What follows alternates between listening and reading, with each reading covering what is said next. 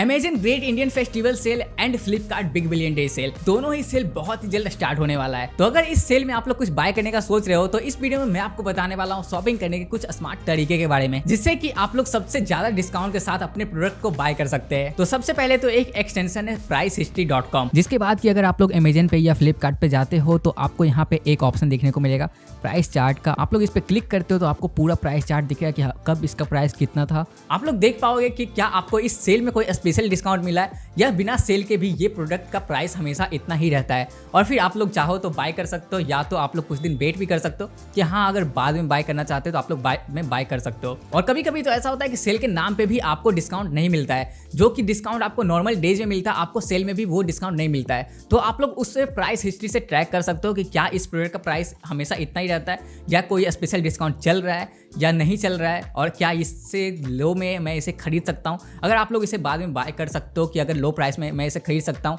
तो आपको हड़बड़ी में सेल में ही एक साथ 4-5 ऑर्डर 10-15 ऑर्डर करने की जरूरत नहीं है।